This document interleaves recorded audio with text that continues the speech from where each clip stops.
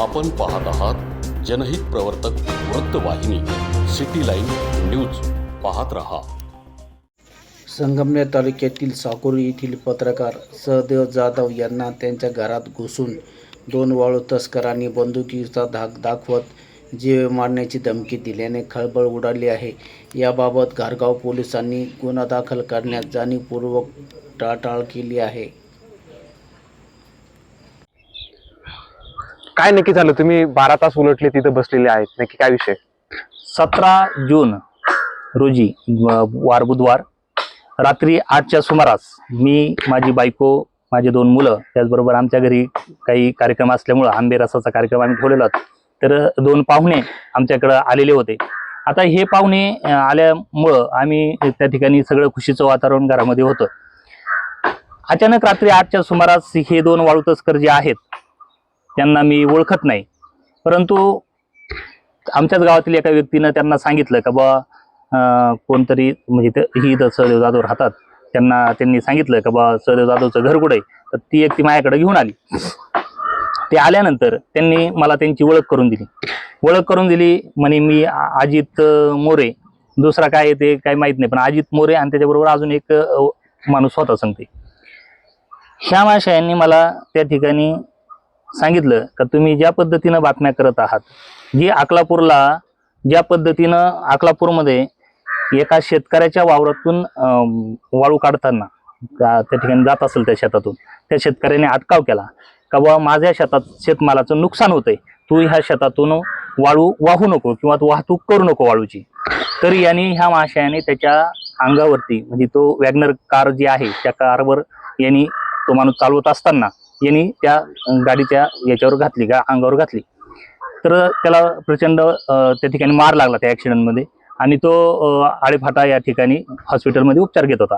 आम्हाला तिथे समजलेली माहिती अशी की त्यांनी आम्हाला तेथील जे प्रत्यक्षदर्शी होते ते ग्रामस्थ त्यांनी सांगितलं बा अजित मोरे नावाचा एक व्यक्ती आहे आणि त्यांनी एका शेतकऱ्याच्या अंगावर वाळूचा डंपर घातलेला आहे तुम्हाला सांगितल्याप्रमाणे. आणि मग ती बातमी आम्ही केली, आम्हाला फोटो आले, व्हिडिओ आले, त्या शेतकऱ्यांनी पाठवले, ते शेतकऱ्याचे आले, मग आम्ही ती बातमी केली. ती बातमी मी दैनिक प्रहारमधून केली, त्याचबरोबर माझं यूट्यूब चॅनल आहे राजसत्ता न्यूज, त्यामधून मी बातमी त्या ठिकाणी केली. आता ही बातमी प्रसिद्ध केल्यानंतर हा 17 तारखेला हा माझ्याकडं घरी आला. माझ्यावर थेट त्यांनी का तुम्ही बातमी करू नका, तुम्ही बातमी करायची नाही, तुम्हाला हवं तर तुम्हाला पोटपाणी, आम्हाला पोटपाणी, तसं तुम्हाला पोटपाणी 10,000 रुपये देतो, 20,000 देतो, 30,000 देतो, 40,000 देतो, 50,000 देतो. म्हटलं भाऊ थांब ना, तो कुठेतरी थांब, तो आकडा वाढतो, तू पैशावाला असतील माहिती. म्हणलं हा पैसा तुझा सगळा अनितीचा आहे आणि मला तुझा अनितीचा भाग व्हायचं नाही. तर तो उठला आणि त्याच्या शेजारी एक पोरगा बसला होता, तो उठला, शेजारचा पोरगा, कमरेचं रिव्हॉल्वर काढलं आणि असं माझ्याकडे रोखलं. मी घाबरलो, यांनी रोखल्यावर तो बी उठला, त्यांनी त्याच्या कमरेचा काढला, त्यांनी रोखला.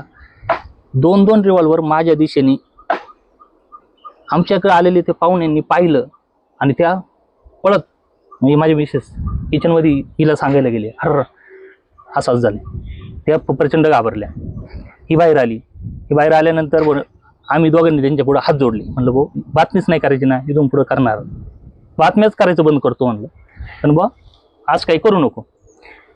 त्यानंतर हे मासे असं म्हटल्यानंतर मग पण परत जर बातमी केली तर गाठ आमच्याशी, मी गांजा तस्करी करतो, मला कोणी नडत नाही, पुणे जिल्ह्यात माझ्या गुन्हे दाखले, काय मी वाळू तस्करी एवढ्या दिवसापासून करतो, माझं कोणी काही करत नाही, काय माझं ना महसूल काय करत आहे ना पोलीस प्रशासन काय करत आहे, तू कोण माझं काय करायला निघाला, तर तू बंद होय आणि प्रेमाने राहा आणि परत आमच्या वाटेला जायचं नाही, आमच्या बातम्या करायच्या नाही, अशा पद्धतीनं धमकी मला देऊन तो तिथून निघून गेला.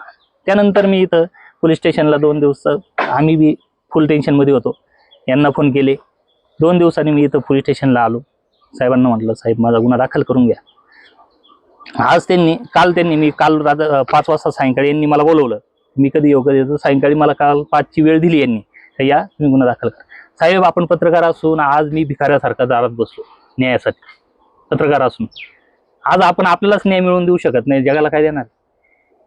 मी तिथं सायंकाळी 5 वाजल्यापासून तर अजूनपर्यंत आत्तापर्यंत मी इथे अखेर माझ्या हातात त्यांनी एक तक्रार अर्ज दिला, गुन्हा कुठला दाखल करून घेतला नाही, याची आम्हाला चौकशी करावं लागेल. म्हणून अहो माझ्याजवळ CCTV फुटेज आहे माझ्या घराच्या आजूबाजूला CCTV. मी म्हणलं हे CCTV फुटेज घ्या. नाही ते तरी आम्हाला तपास करावाच लागेल. म्हणजे तपास काय करायचा का? तुम्ही आम्हाला मारल्यानंतर तपास करणार आहे का? ही अपेक्षा आहे का? मी कलेक्टर साहेबांना निवेदन दिलं का माझ्या जीवितास धोका आहे, त्या पद्धतीनं घटना घडली. यांनी हे समजून यांनी पुढचं पाऊल उचलून उलट गुन्हा पटकन दाखल करून घ्यायला पाहिजे होता, जो त्यांनी केला नाही. आणि आज मी प्रचंड मानसिक तणावात आहे. मी उद्या मंत्रालयात जाऊ मुंबईला, इथं मला न्याय मिळालं नाही.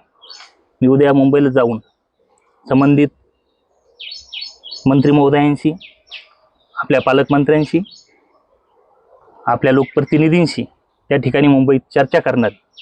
आणि त्यानंतरही मला न्याय मिळाला नाही किंवा माझी दखल घेतली गेली नाही तर मी तिथंच आत्मदहन करणार. मी माझ्या जीवाचं काहीतरी बरं वाईट करणार. मी आत्मदहनच कराल हे सांगत नाही, पण मी माझ्या जीवाचं बरं वाईट करणार. साहेब मी मच्छर तुडवत येऊन मला रात्रभर बसलोय. आम्ही दोघं नवरा बाई. यांना क्यू नाही आली. जे आरोपी यांनी धरून आणले, हे कशासाठी आणले हे कळलं नाही. त्या आरोपींबरोबर जे 9-10 लोक आणले त्यांना पुढच्या साहेब तिथं काय, आणि मी तिथं खाली बसलो. यांना क्यू नाही आली साहेब. तेव्हा लोकशाही आहे का ठोकशाही आहे हे कळायलाच तयार नाही. आणि याला कुठंतरी आवाज आपल्यालाच उठवावा लागेल. माझं बलिदान झालं तरी चालेल, तुम्ही मागं आहात, ते काम तुम्ही पुढचं तुम्ही करा, पण मी बलिदान जाण्यास तयार झालेलो आहे. यांच्या हातून मारण्यापेक्षा मी तसा मरतो ना, काय हरकत. लोकांसाठी, लोकक्रांतीसाठी जनहित प्रवर्तक बनलेले निर्भीड, निपक्षपाती web portal, YouTube channel city line news like करा, कमेंट करा, सबस्क्राईब करा, बेल आयकॉनवर दाबून शेअर करायला विसरू नका.